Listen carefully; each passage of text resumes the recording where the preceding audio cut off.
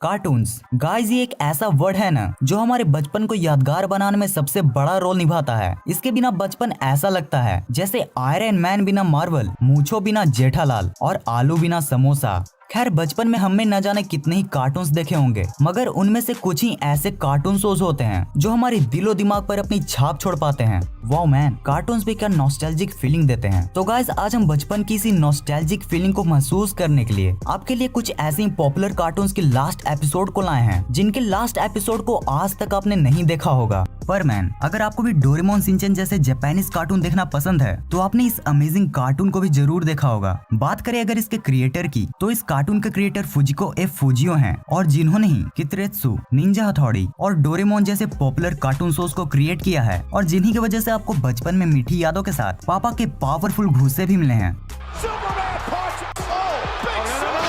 इस कार्टून में टोटल 5 परमन्स हैं, जिसमें मित्सुओ इन सब का लीडर होता है। चलिए अब हम जान लेते हैं कि इसके लास्ट एपिसोड में क्या होता है। तो अगर इसकी लास्ट एपिसोड की स्टोरी की बात करें तो उसमें दिखाया जाता है कि मित्सुओ एक मैच्योर परमैन बन जाता है जो अपने सारे काम में अपना 110% देता है और परमैन की इसी प्रोग्रेस से खुश होकर बर्डमैन उसे दूसरे प्लेनेट भेजना चाहते हैं जहाँ उसी के जैसे रिस्पॉन्सिबल परमैन की जरूरत है। परमैन ये सुनकर खुश तो होता है पर उसे अर्थ को छोड़ने का दुख भी होता है और ठीक उसी समय से उसे पता चल जाता है कि वो अर्थ पर ज्यादा समय तक नहीं रह पाएगा। इसलिए वो एक अच्छे बच्चे की तरह मम्मी की बर्तन धोने में मदद करता है, डैड की मालिश करता है, अपनी झगड़ालू बहन गोको से गले भी मिलता है और मिचिको से मिलने भी जाता है और अगले सुबह बहुत मुश्किल से उठकर अपनी मम्मी से गले लगकर बर्डमैन के साथ बाकी परमैन से मिलने जाता है जहाँ सभी उसे गिफ्ट्स देते हैं और वहीं पाको उसे यूएफओ के पीछे बुलाकर अपना फेस रिवील करके परमैन को बताती है कि वही मिस सुमेरे है। और फिर इसके बाद इंड में परमैन बर्ड स्टार चला जाता है। हड्डी मेरा बड्डी। तो देवियों एवं सज्जनों, अब हम बात कर लेते हैं फिसड्डी हड्डी की, जो घनचक्कर बिल्लू और नाकलेस प्रीति के साथ हमें हड्डी मेरे बड्डी शो में देखने को मिलते थे। वैसे आपको ये जरूर जान लेना चाहिए कि ये एक American show the Grim Adventure of Billy and Mandy है, जिसमें इन तीनों का नाम बिल्ली, मैंडी और ग्रीम रीपर होता है। ये कॉमेडी कार्टून सबसे पहले 1995 में मैक्सवेल एटम्स ने बनाया था, वो भी बस एक यूनिवर्सिटी प्रोजेक्ट के रूप में। इस कार्टून के न्यू एपिसोड्स सिर्फ सीजन 6 तक ही बन पाए थे, जिसे साल 2008 तक बनाया गया था। अब चलिए अब हम इस अस्टोनिशिंग कार्टून के लास्ट एपिसोड को जान लेते हैं। तो इसका लास्ट एपिसोड है अंडरफिस्ट हैलोवीन बास, जिसमें बहुत से लिविंग कैंडी क्रिएचर्स अंडरवर्ल्ड से आकर सिटी पर अटैक कर देते हैं, जिसे डिफेंड करने के लिए हमारे सुपर जीरोज। अब भाई, हम इस नक खजूरे को तो सुपर हीरो नहीं कर सकते। बाय द वे, ये सच में बहुत फनी कैरेक्टर था। तो हमारे सुपर जीरोज इनसे साइंटिस्ट बनकर मुकाबला करते हैं, जिसमें ये लास्टली जीत भी जाते हैं। और सबसे इंटरेस्टिंग बात तो ये है कि इस एपिसोड के लास्ट सीन में मैंडी यानी कि प्रीति प्रेसिडेंट भी बन जाती है, जो लोगों को तबाह करने की जगह उनकी सेवा करती है। शिनचैन।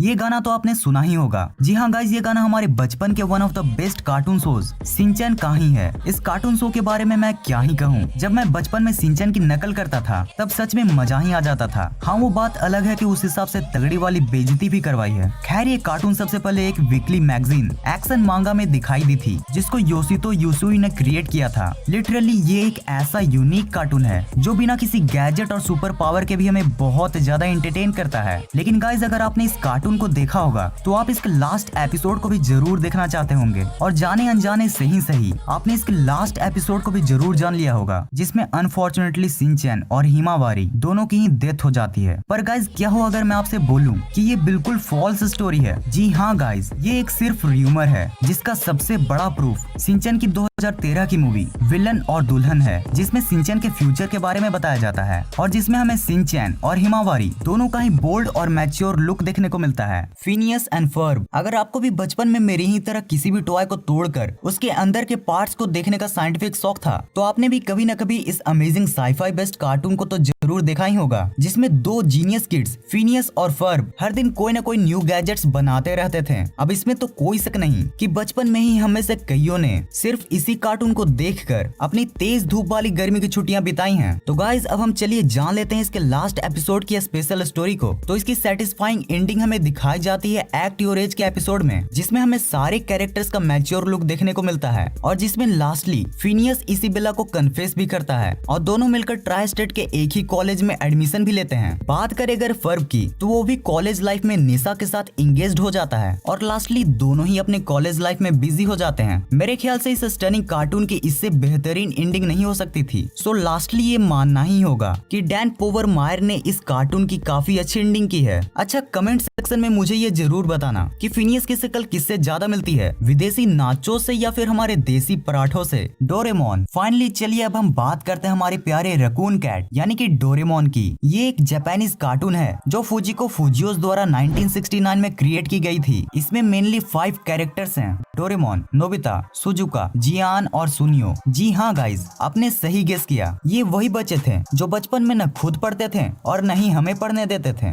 बात करें अगर इसकी स्टोरी लाइन की, तो इसमें एक बकलोल बॉय नोबिता होता है जो हमेशा ही अपने 22nd सेंचुरी से आए रोबोट फ्रेंड डोरेमोन से गैजेट्स की डिमांड करते फिरता है। अब मेरी तरफ इस तरीके से मत देखो।